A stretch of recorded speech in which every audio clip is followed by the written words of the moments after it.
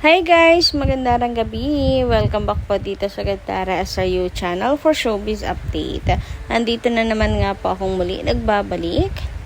Ang nagmamaganda rin yung kachismosang Kim Pao, wala na pong iba. Ang lukaret na si Gandara upang maghatid sa inyo ng latest update and fresh happenings patungkol kina Kim Chiu and Paolo Avellino. And para nga po sa gabing ito, ang tatalakayin natin at pag-uusapan ay ang kinaroroonan ngayon nila Kim and Pao sapagkat may naisplok nga po na balita na kinaroroonan po ng dalawa ngayon. Pero bago tayo mag-start, sa mga hindi pa nakaka-subscribe sa ating channel, maaari lamang na pindutin po ninyo ang ating subscribe button at notification bell na nariyan sa baba upang kayo po yung maging updated at ma-notify tuwing may bago tayong chika at balita hinggil sa Kim Pao.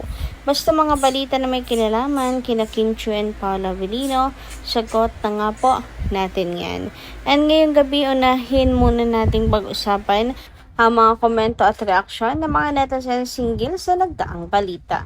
Narito po ang komento ni Ma'am Merlita Aurea Rodriguez. Maganda rin gabi. Sabi niya rito, gandang gabi Gandara. Napanood ko ng minsang nag-post yung dating me. Ay, yung dating may-ari pala. Yung dating may-ari ng rest house ni Kim sa Tagaytay. Ang sabi niya ay hindi daw yon nabenta, na agapan daw niya. Hindi siya papayag na mawala kay Kim yon. Dalawa pala ang gusto. Ang gusto nga daw bumili, yung isa, si Kim. Pero kay Kim ibinigay kasi sabi daw ni Kim, nasa kanya na lang daw yung rest house. Sabay ngiti ni Kim sa kanya. Kaya daw kay Kim niya, pinenta. Nadala daw siya sa ngiti ni Kim, kaya hindi yun naibenta ni Lakam. Napigilan ng dating may-ari na ibenta ni Lakam. Yun, yung sinabi ng dating may-ari. Actually, walang kinalaman sa Ate Lakam dito. No, yung sinasabi, well, nakapangalan pa po yun dun sa sa CEO. So, paanong mabebenta ni Lakam yun kung nakapangalan pa sa CEO? Pwera na lang po sa CEO. Pwera na lamang po kung nabenta na sa pangalan ni Kim or nabenta na kay Kim tapos nakapangalan kay Ate Lakam. So malabo nga kasi yung sinasabi na nabenta raw po itong ari-arian ni Kim Chiu sa Tagaytay kasi si Kim yung nakapangalan eh. Ang hirap naman noon na syempre kung ako rin naman yung buyer, di ba? Maninigurado ako yung may-ari ang nagbebenta kasi pwede rin natang kasuhan yun yung bumili. Di ako sure. But, kung matalino kang tao at ganyan yung usapin, dapat yung may-ari talaga. Ayaw naman po na magkaroon po ng aberya. Ganyang malalaking ari-arian po ang binibenta. Dapat may-ari talaga ang kausap. Anyway, ayun na nga nabenta kay Kim Chiu kasi na ano daw po, nadala nga po sa ngiti ni Kimi. Nagpa-cute kasi talaga si Kim Chiu. Gusto niya talaga yung rest house na yon. So nabasa ko yung post na yon, yung may-ari ng rest house, and sinabi nga niya na dalawa ang nagkaka-interest. So, talagang hindi tinigilan ni Kim Chiu po yung rest house since alam din naman niya na may ibang bumibili. Talagang gumawa ng paraan si Kim para sa kanya ibigay. So, nagtagumpay naman kay Kim po ibinigay, and sabi pa nga ng CEO, masarap sa kanyang pakiramdam na kahit paano daw po pala nakatulong siya sa pera ni Kim na ma-invest, bagay na hindi po mawawala sa kanya. Ayan, yun yung pagkakasabi niya. Siguradong hindi mawawala sa kanya. Nakatulong pala siya para ma-invest yung pera ni Kim Chiu. Ito ngayon mismong post, Dear Kim Chiu, buying my house in Tagaytay is one of your blessings. You invested your money in property which no one could take away from you. I still remember your sweet words. Sige na Kuya CEO, okay na lang to. Because at that time, there was another buyer. I chose to sell the house to you instead. Kasi naman, yung mga ngiti mo, nakaka-insto. Now, I realize nakatulong pala ako sa'yo to invest your hard-earned money. Ay, di ba? Ang ganda ng pagkakasabi. Simple lamang po yan. Pero malaman na kung saan ay nakatulong nga siya para ma-invest yung pinaghirapan po niyang pera. Something na hindi po mananakaw po sa kanya. No one could take away from you. Buti na lang po at kay Kimi nyo ibinigay. Napagkat pinagkatiwala nyo kay Kim itong bahay sa Tagaytay. And sana hindi totoo ang chika na nabenta yon. Namantala, sabi naman ni Juliet, area magandarang gabi. Gandara. Napanood ko na. Ang ganda ng kitchen and dining niya or ni Kim. Matapos mapanood ko yung live nila ni Pau sa DC. Kay Chika Patrol na live niya sa YouTube channel niya. Parang may sakit si Kim kasi sa boses niya. Thanks Chika Patrol, shinare niya sa mga Kim Pao fam. Alam niyo dahil hindi siya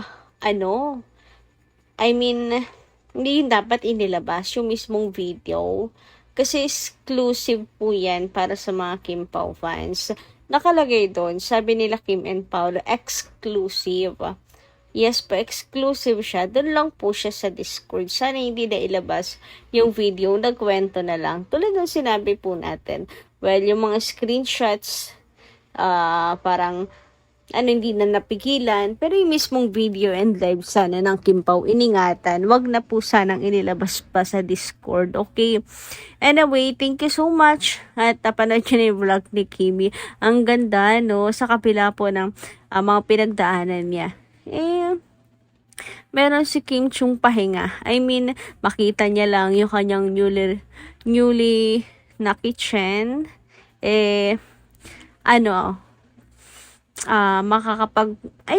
Yung feel at home, something na you can fret away your problems. Diba? Ang ganda nga, panoorin nyo yung dami nangyari doon pa-host tour sa kanyang living area ni Kim. Tapos yung Christmas tree pa. Samantala, sabi naman dito ni Maria Otman, magandarang gabi. Alam mo, gandara, nakakatawa talaga ang mga bashers. Siguro mapatingin lang si Pao sa mga babae. Bibigyan agad ng kahulugan ng mga bashers. Kung si Jane De Leon nga, initsapwera ni Paolo, yan pa kayang mga babae, hindi niya kilala. Sino naman ang mapapala o ano naman ang mapapala ni Paolo sa mga yan? Hindi naman kilala. May bini pa, may pa-backup dancer, kung sino-sino na lang. Anong akala ninyo kay Paolo Maniakis kung sino-sino na lang na babae at mga bata pa? Si Paolo 38 years old na next year. 2 taon na lang, magpo 40 years old na siya. Napalagay nyo, bibigyan niya ng panahon yung mga ganyan na babae. At saka alam ni Paolo na si Kim Chu ay madaling magselos. Hanggat maaari, ayaw niya na masira ang tiwala ni Kim Chu sa kanya. At hindi pagkakaabalahan ni Paolo yung mga babae na yan. Wala naman siyang mapapala dyan. May mga artista nga dyan na may pangalan or may pangalan na pero iniitsapwera nga ni Paolo yan. Ayan pa kaya mga babae na yan na hindi niya kilala at ipagpapalit ba naman niya si Kim Chu sa mga yan? Nakakatawa lang kayong mga bashers. Wala kayong magawa. Yun ang sinasabi ko. Diba, kung maganda babae lang din naman ang pag-uusapan. Madaming artista sa GMA, sa ABS, and maraming gustong makatrabaho si Pao. Like si Jane, gusto niya makatrabaho si Pao. Pero itsapwera, diba? Tapos, kanila pong ililink sa isang backup dancer. Hindi naman sa pamamaliit. Pero kasi yung term na kilala. Diba? So, what do you think, guys? Tama ito sinabi ni Ma'am Maria Otman. Kung may mapapansin man si Paolo, di sana yung kagaya po nila Jane na kilala na, may pangalan, at talagang na-encounter na ni Paolo Avellino kaysa po dito sa mga bago pa lang sibol. Actually, hindi pa nga sumisibol. 'Di ba? Samantala, narito naman po ang update natin sa Kim Pao na kung saan sina Kim and Paolo ay nasa New York nga raw po at bibisitahin na rin si Aki. Sabi nga dito is Pluk. Balita ko nasa New York daw ang Kim Pao. Binisita din si Aki. Nako, yan ang inaantay ng mga fans na magkaroon po ng oras si Pao kay Aki. Kasi nung nakaraan, nakala natin makakapunta siya. Kaso hindi. Kasi agad-agaran din pong nakauwi sila Kim and Paolo. Hindi na tuloy ang lakad.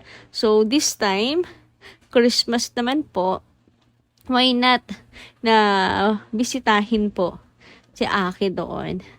And ang ganda and bonus nga kung kasama po si Kim Chiu. So sana nga po ay dalawa sila magkasama, hindi lang si Pao kundi ang Kim Pao para po andon at lumipad papuntang New York. Ang gandang balita. Magiging masaya po ang Pasko ng mga Kim Pao. Anyway, advance Merry Christmas. Huy, konting oras na lang. Konting oras na lang. Merry Christmas everyone.